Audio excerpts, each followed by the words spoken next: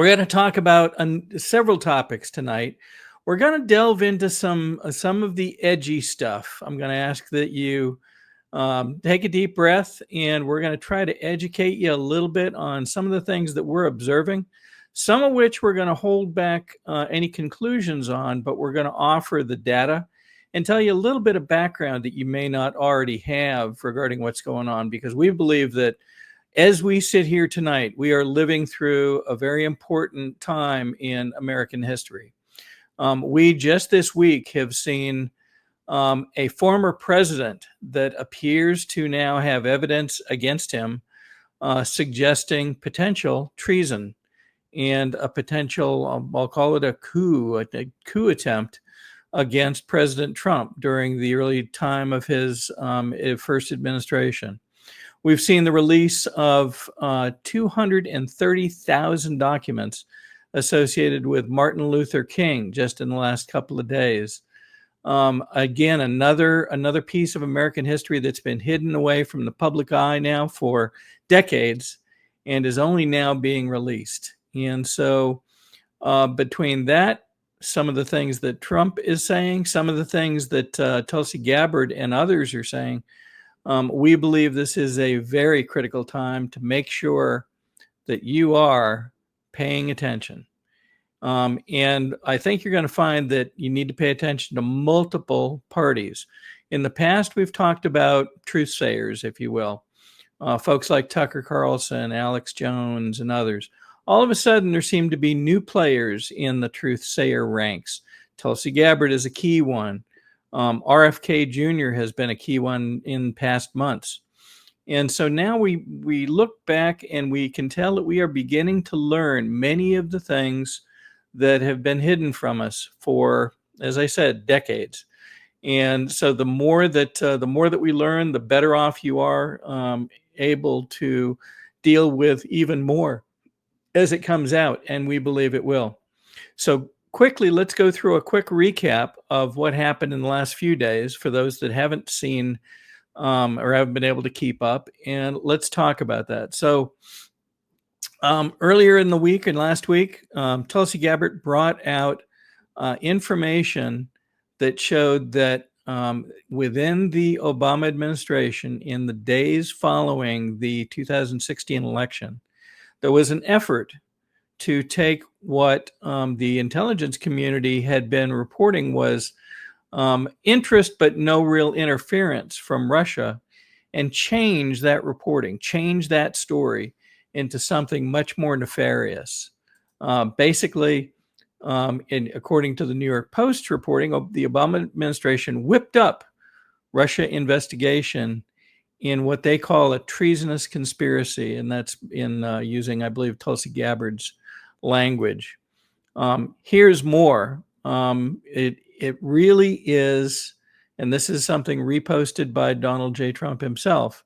It was manufactured intelligence created in order to try to put doubt in the American people's minds about Trump's validity, both as a president and validity as, interested in the best interest of the American public. So just an incredible disclosure. What's interesting now is after those first few days when this came out, Obama's team, I guess we'll call it, actually responded to this. And so let's start with the response that they came out with, and then we'll talk about what's happened in the hours and days since that happened. So let's bring this up. To the presidency, our office does not normally dignify the constant nonsense and misinformation flowing out of this White House with a response. But these claims are outrageous enough to merit one. These bizarre allegations are ridiculous and a weak attempt at distraction. Nothing in the document issued last week undercuts the widely accepted conclusion that Russia worked to influence the 2016 presidential election, but did not successfully manipulate any votes. These findings were affirmed in a 2020 report by the bipartisan Senate Intelligence Committee, led by then Chairman Marco Rubio. That comes from Patrick Rodenbush in President Obama's office. We're going to come back to that in just a couple of minutes. We're going to go on to further reporting between Laura Trump and Tulsi Gabbard. But it is important to understand that they were very quickly trying to change the American public's understanding of what's happened. This is a schematic of actually what was done. So leading up to the 2016 election, the intelligence community was watching Russia and was watching what they appeared to be trying to do. And ultimately, I think they found that they had purchased some advertising, perhaps on Facebook or something else. But the intelligence community determined prior to the election that, in fact, they didn't have really the capability to do anything to truly interfere with American elections. That was reported up to the election and was due to be reported on December 7th, just following the 2016 election. That intel report was squashed, and in its place, they held a meeting on December 9th in which a team of people led by, now we understand, President Obama, were put together in order to manufacture a story which would lead to concerns about the validity of Trump's election, the validity of Trump himself. And so you can understand that this was more than a hoax. This was an actual plan. They held a meeting. The people were invited to a meeting, and here is a summary of some of the conclusions released as part of Tulsi Gabbard's release. Here's some of the people that attended, names that we see again and again and again: Susan Rice, Andrew McCabe, James Clapper, John Brennan, Victoria Nuland, Loretta Lynch, General Dunford, and others. And so, this is a very, an unbelievably concerning circumstance. And here's a picture in that time frame. And boy, you can tell these people do not look very happy, do they?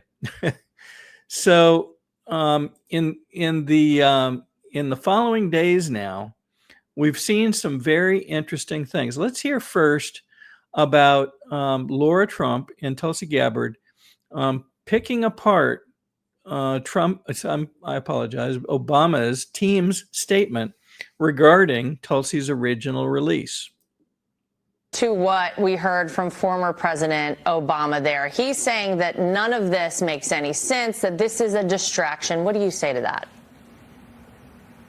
It's the art of deflection coming from former President Obama, as well as his friends who are still in Congress today, and Senator Warner and Congressman Jim Himes, really all basically saying that exact same statement, which doesn't actually address the issue that was revealed in great detail in the over 100 documents that we released last week, and the documents that we will be releasing later this week, that point to the undeniable fact that you laid out in your introduction to this segment, is that the intelligence community had one assessment: that Russia did not have the intent or capability to try to impact the outcome of the U.S. election leading up to Election Day.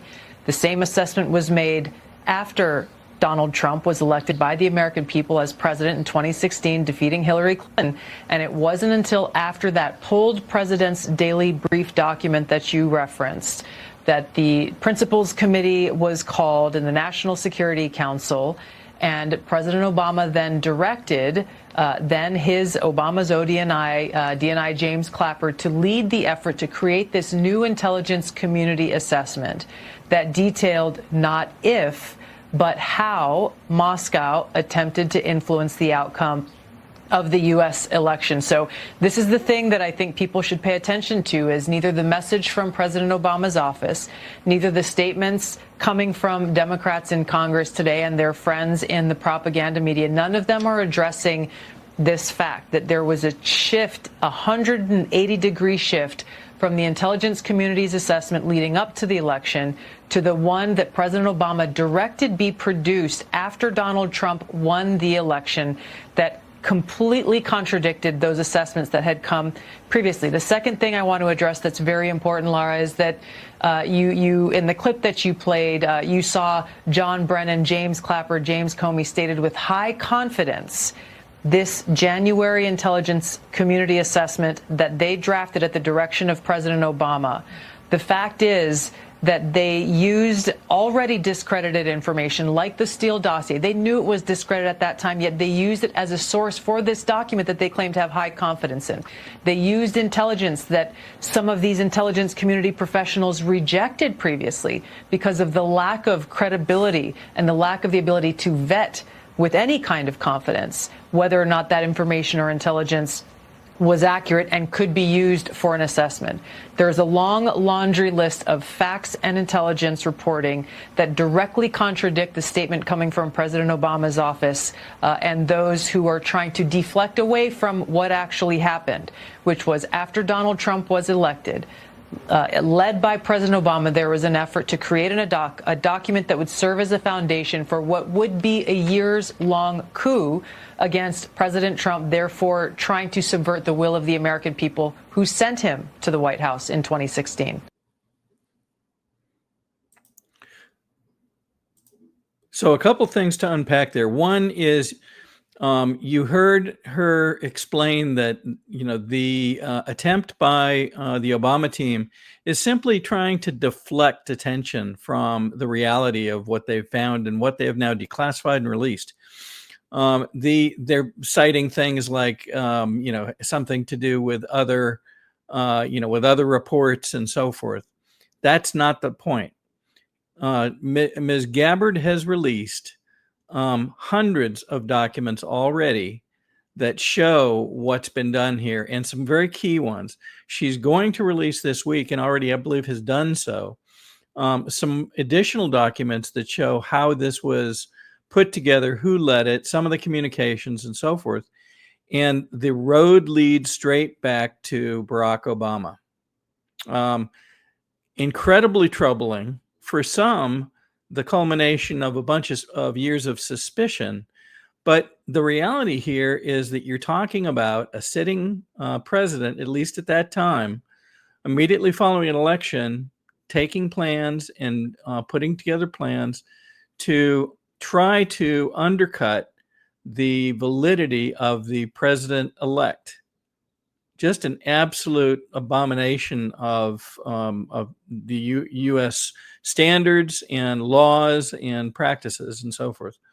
We're going to come back in just a moment. We're going to see some of the things that I believe you need to be careful of in the coming days, because as this continues to bubble, we're already seeing people try to take steps to squash this, even though we have the documents, even though we have literally hundreds, thousands of people researching these documents to explain exactly what happened, how it happened, who was involved, and when.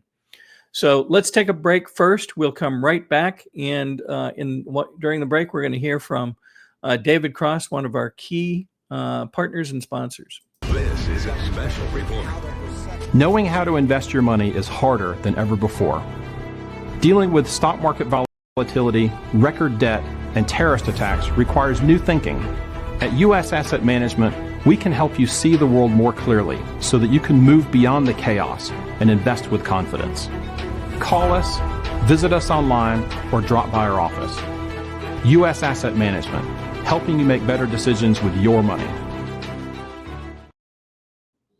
Okay, so as we go forward, I will remind you of something we've talked about in the past, and that is the mainstream media's goal, objective, and perhaps direction to try to squash certain news that they do not want, or whoever is driving them from behind does not want to be fully heard or even understood by the American public.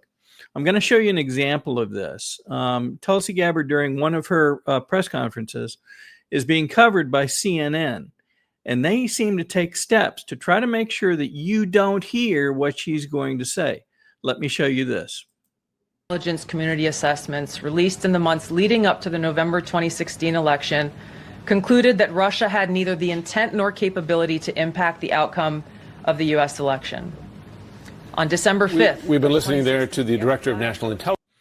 Now, just listen. They step over her, and he begins narrating what she's what she's going to say using other language, but does so in a way that you can't hear really what she's saying. Intelligence Tulsi Gabbard continuing on what has now been a multi-day effort, not only with public statements like this, but release of documents to attempt to back up the quite extreme allegation that President Obama is guilty of treason and that he worked in some sort of conspiracy with Hillary Clinton, etc., in the assessment by the intelligence community at the time that Russia interfered in the 2016 election. So you can hear that he steps over her, prevents you from being able to hear what she's saying, obviously, in my mind, in an attempt to make sure that you can't continue to assimilate the information that she's sharing that underscores what's happened here. This is a technique. They've done it before. You will probably hear similar things on other channels, and I would ask you to be aware of it and consider perhaps not listening to a channel that's going to do that to someone that's trying to get you on news. So the other thing to keep in mind now is, President Trump, throughout the period following the election in 2020, really throughout the last 4.5, 5 years, throughout his campaign, has maintained that the 2020 election was rigged and that there were problems that we did not yet know about. They've gone after court cases. They've gone after, various investigations trying to get to the bottom of this. And yet now comes out information that that shows that, in fact, we've already shown that the Russia, the Steele dossier was false. That was proven a couple of years ago. Now we find out that this whole thing appears to have been a coup or a plot by the Obama administration to, again, undercut an incoming president. He was asked about that in the Oval Office in the last, I believe, 48 hours. So let's listen to his statement about what this is. Gettr has submitted a criminal referral to the Department of Justice. From your perspective, who should the DOJ target as part of their investigation? What specific figures in the Obama administration? Well, based on what I read, and I read pretty much what you read, it would be President Obama. He started it. And Biden was there with him, and Comey was there, and Clapper. The whole group was there. Brennan, they were all there in a room right here. This was the room. This is much more beautiful than it was then, but that's okay. I have nice pictures up. They came out of the vaults. They were in there for 100 years. This is much more beautiful. We have the Declaration of Independence now in the room, which wasn't here. I guess people didn't feel too good about putting it here, but I do. But you know what?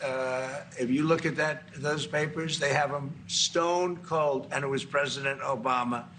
It wasn't lots of people all over the place. It was them too. But the leader of the gang was President Obama, Barack Hussein Obama. Have you heard of him? And except for the fact that he gets shielded by the press for his entire life, that's the one look, he's guilty. It's not a question. I like to say, let's give it time. It's there. He's guilty. This was treason. This was every word you can think of. They tried to steal the election. They tried to obfuscate the election. They did things that nobody's ever even imagined, even in other countries. You've seen some pretty rough countries. This man has seen some pretty rough countries, but you've never seen anything like it. So you can see that in here that President Obama is focused directly on, President Trump is focused directly on President Obama as the driver of this. Now, here's a post from Nick Sorter, who we follow rather closely. And he notes that in one of the latest releases by Tulsi Gabbard, she's released documents that prove Obama directly gave the order to publish the Russia collusion hoax, if you will, and knew at the time that there was no proof that Putin had backed Trump. What we're going to talk about in a few minutes was there is now emerging evidence that, in fact, Russia was concerned because they could tell that Hillary was in some sort of distress, and we're going to talk about that in just a few minutes. But they obviously, if they wanted weakness in the U.S., they would not have been backing Trump. They would have been backing Hillary. But indeed, the intelligence research showed that they had neither the intent nor really the capability to directly influence voting during the elections. So we see this from Nick Sorter. We see more from Tulsi Gabbard coming out to further explain what was done, how it was done, who was involved, the names of the individuals, and so forth. And we showed you much of this during our last show. If you go to Twitter and look up DNI Tulsi Gabbard, you will be able to actually go to some of the declassified documents and find those in the DNI.gov files. You can see the link down there, but if you'll simply go to X, formerly known as Twitter, and look up Tulsi Gabbard, you will find the link to be able to access the actual documents, one of which we show here being cited by Nick Sorter. We talked about CNN cutting off Tulsi Gabbard. And we also touched on the fact that there appear to be folks in the Congress that are literally attempting to step in front of this. Now, some of these you would expect might be Democrats trying to prevent Obama from taking the full brunt, but others, unfortunately, are coming from the Republican ranks, it appears, and that is as concerning, or perhaps more concerning, than the Democrats stepping in. What have you heard from Elon Musk and others, specifically in the last month or so? Comments continuing to revolve around uniparty, meaning, are people really who they say they are? Are Democrats who they say they are? Are, more importantly to us, perhaps, are Republicans who they say they are? And even locally, we can see now questions emerging suggesting, have people been saying they are conservatives, Republicans indeed, and may actually not have that belief system? Maybe they're masquerading, for lack of a better term, as a Republican. I will ask that you keep your eyes on this. We'll report more on this as we see more, but it is quite concerning. Cotton and others are indicative of this, and we'll probably see more. So keep your eyes open on that, and let's attempt to make sure we look factually at what each member of Congress is doing. I think that's exceedingly important, especially right now, because one of the ways to judge who people really are is not to listen to what they say, not to listen to their rhetoric, if you will, but to look at what they do and what they have done. And we have people in Congress that have voted to send billions, for example, over to Ukraine, in spite of the wishes of the American people, and have celebrated on the floor of the House, for example, waving Ukrainian flags and dancing around and doing all this kind of stuff. And many have gone over and shaken the hand of Zelensky and looked the other way at the things that Zelensky has done, shutting down churches, imprisoning priests, appointing an ambassador that is said to be something like a satanic priestess.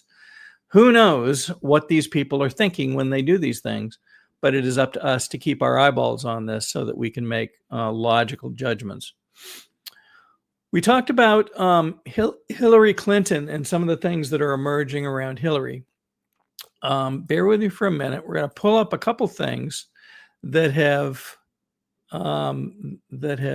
emerged in the last few days, and people had noted some unusual behavior from Hillary going back to the period just before the election. And now comes word that perhaps there's reasoning behind some of these strange behaviors. Let's listen to, again, Tulsi Gabbard make some comments regarding Hillary Clinton. Level DNC emails that detailed evidence of Hillary's, quote, psycho-emotional problems, uncontrolled fits of anger, aggression, and cheerfulness, and that then Secretary Clinton was allegedly on a daily regimen of heavy tranquilizers. Here's a video many people have seen, and we wonder what the actual condition was. It seems to have, certain words wrapped around it. But let's listen to this, and let's observe this. This is an appearance that Hillary made. Again, I believe it was in the lead up to the 2016 election. And she seems to act pretty oddly in this crowd.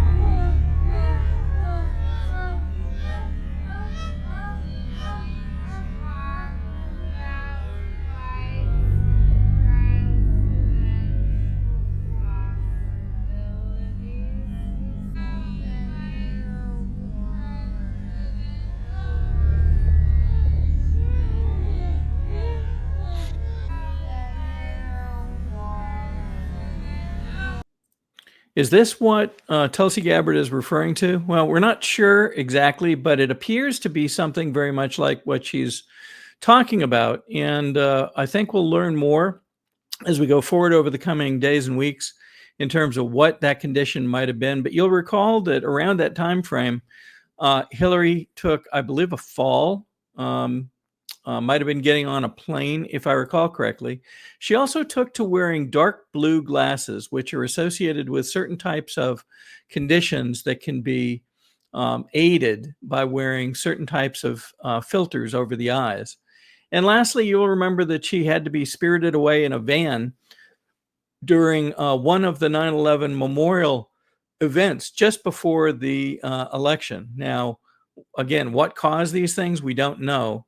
But it appeared to be quite serious, especially when she had to be loaded into the van bodily and appeared later on in front of Chelsea's apartment elsewhere in the city. But we will stay on this, and we want to make sure that people are aware that there does now seem to have been something going on with Hillary that had an effect on perhaps her abilities, her reactions, and so forth. Let's go ahead and take another break before we continue on. We're almost at the halfway point. Let's hear, we've done a great amount of work on nutrition. And what most people are now learning is that nutrition is not just the types of foods that you eat, but also making sure that you have the correct micronutrients, the things that get into your cells and help your cells individually work better. And so one of the key ones is what we're going to hear about next. And let's play this.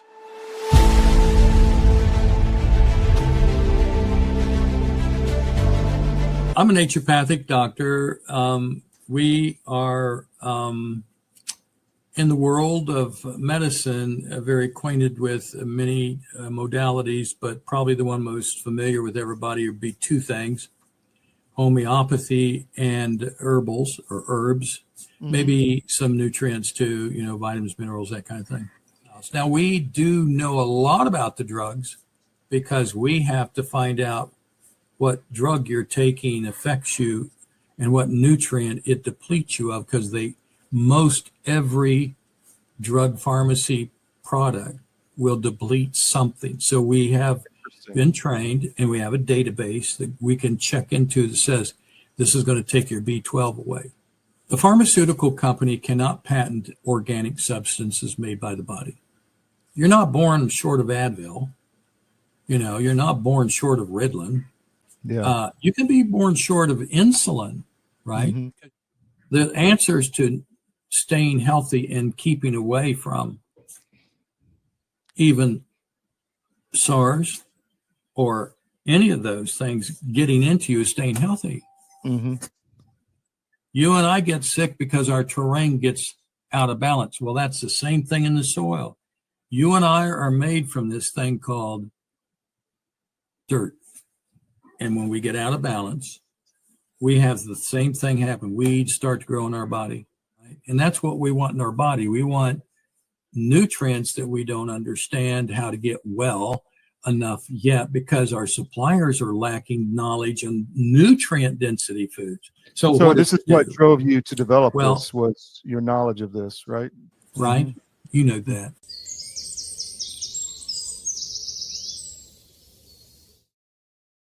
So Nucleo Boost, go to cdmnutrition.com and learn more about how you can use Nucleo Boost to make sure that you are getting the right type of nutrition and that you're able to actually impact your cells' performance in ways that will make you, from what I understand, feel a lot better.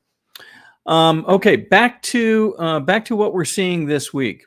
So we're going to cover two things, and then we'll get on to something pretty interesting. So again, President Trump now is focused directly on this is something put together by President Obama. And again, we saw his comments in the Oval Office talking about, they need to start with Obama and then expand out to the other players. Well, who are some of the other players? Well, here's an example, and he posted it. Trump posted it himself. And he's listing these folks almost like, the old Brady Bunch. And again, it's the names that we've talked about. Brennan, Clapper, Comey, Valerie Jarrett, Susan Rice, and others. And of course, Barack Obama himself. And it does appear that these folks are going to be tied together in this, we'll call it a plot, I guess, for the moment. We will watch carefully to see what comes of the next steps here. We do expect that, given the speed of which, the information on Obama and this Russian collusion hoax came out, and then almost immediately followed by the MLK release, we wonder if there aren't going to be several more releases in quick succession. It feels to many like we are going through a period of a lot of stuff in various sectors coming out. And that's why we were suggesting, keep your head on a pivot and be prepared to do some quick research so you understand other things as they potentially are released. Here's something, back to Hillary for just a moment. We're not going to speculate on this, but we did find it fascinating. And somebody brought it up and said, did you listen to this particular quote that Trump made? And if you recall, a few months ago, he stopped calling Hillary Crooked Hillary and started, for reasons we don't understand, calling her Beautiful Hillary. What does that mean? Well, we don't exactly know, but listen to this and listen very carefully. One of the things we've said in past shows is listen very carefully to Trump's exact words. He rarely makes mistakes, and if he does, sometimes they mean things. We don't know what they might mean. But here's an interesting clip.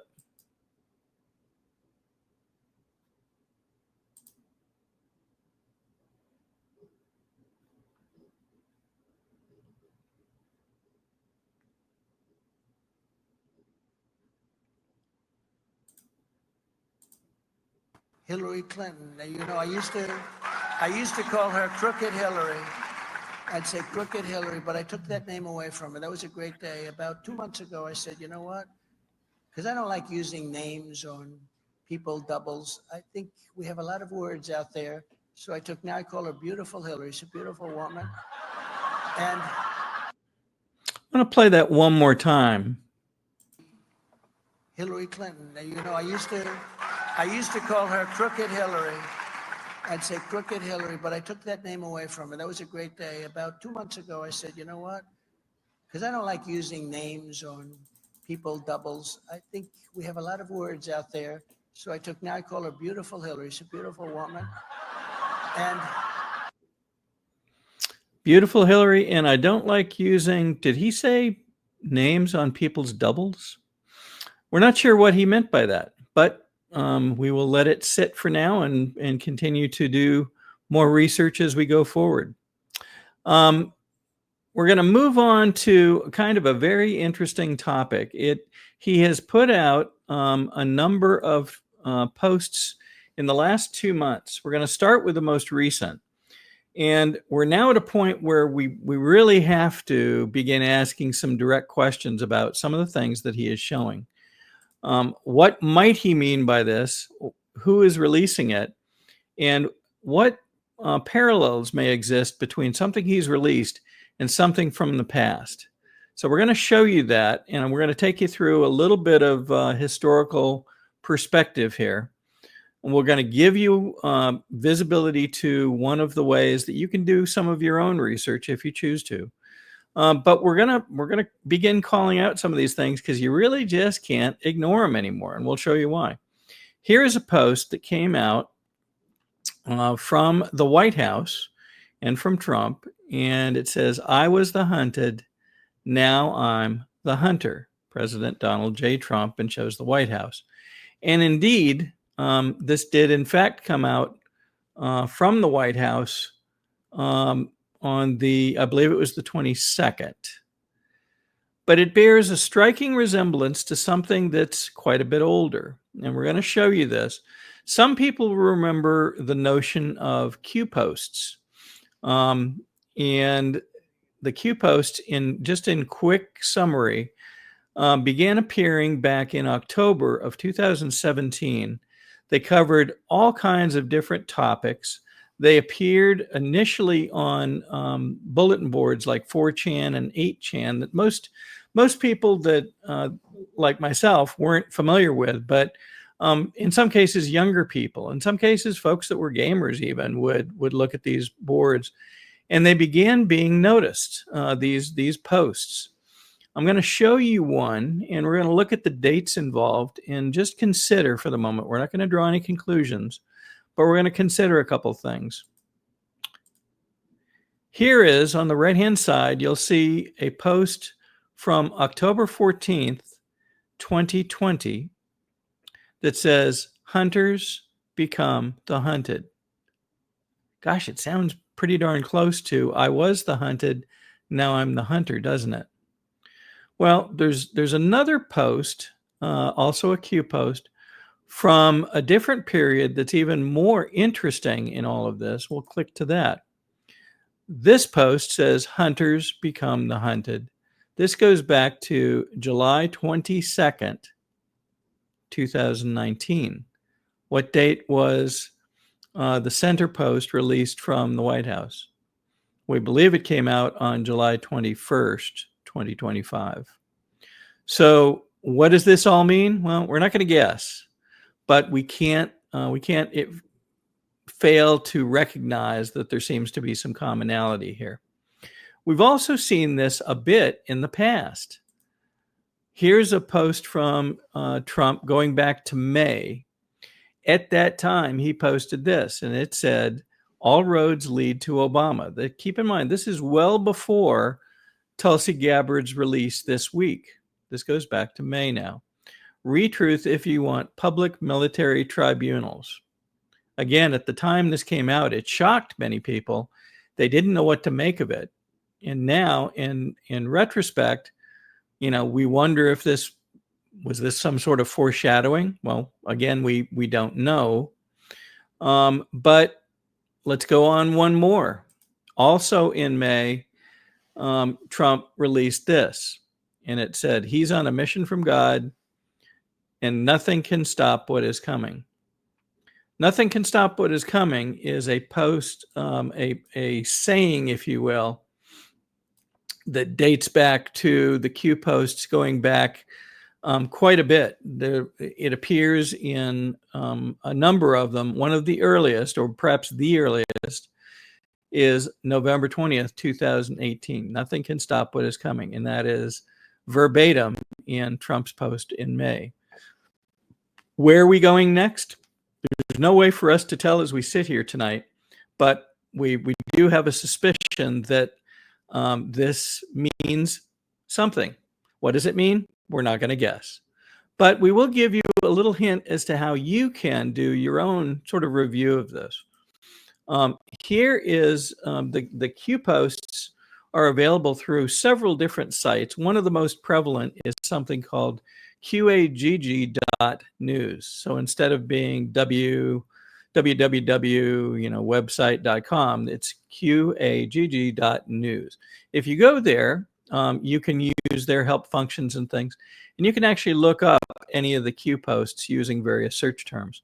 You'll find that there's approximately 5,000 Q posts that came out between 2017 and 2022, I believe, was one of the last ones. And they had a couple different gaps where you wouldn't see anything for a while. They might not post anything. Who posted these? We don't know. It has been suggested by military leaders that a team of military assigned to do certain types of research was potentially responsible for these. But again, we don't know, and we can't prove that.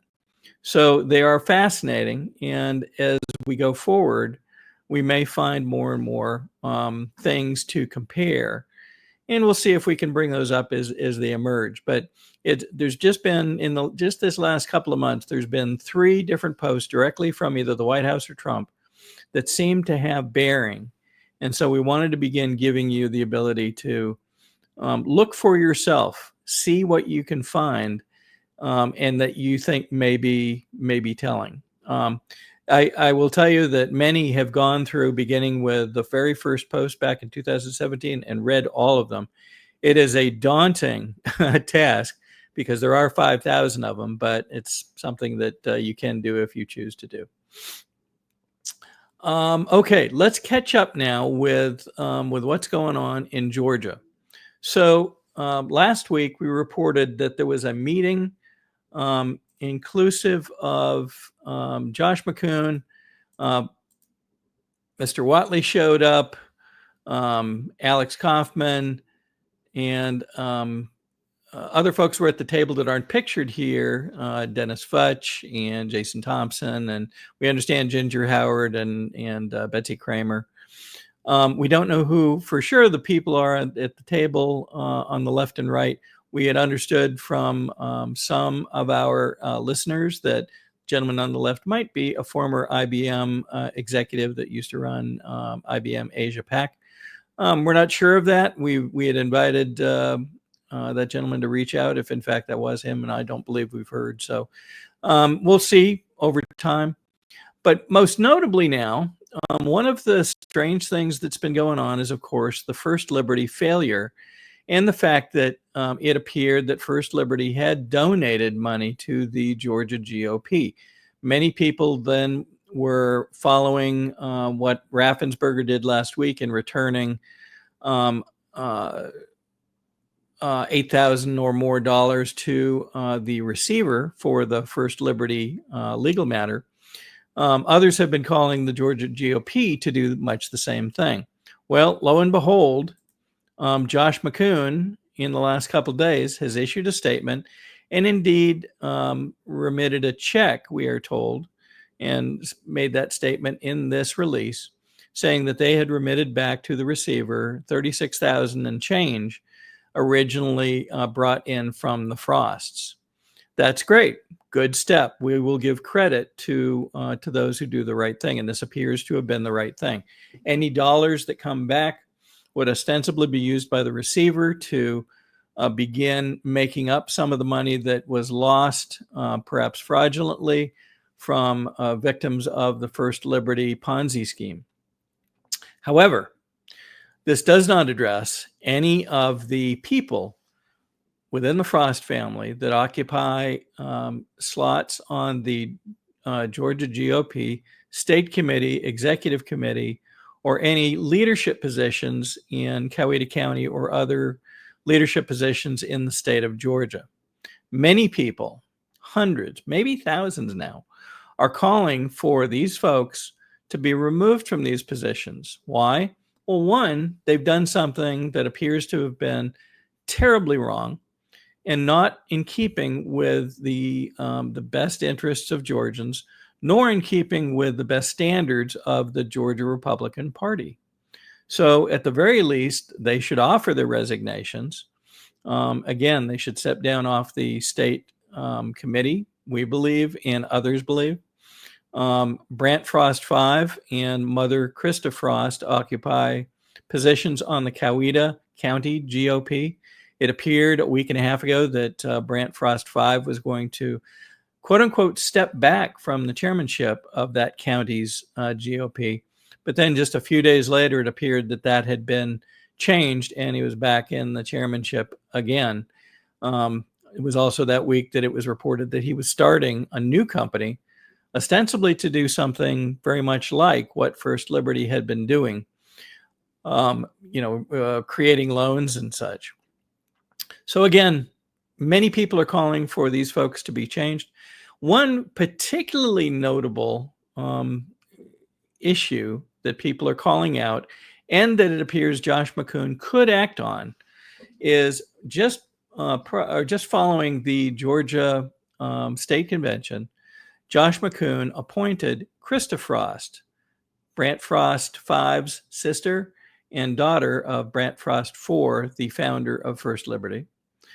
Josh McCoon had appointed Katie Frost to be the chairman of a financial oversight committee for the Georgia GOP. Financial oversight, meaning we're going to make sure that people are doing things right.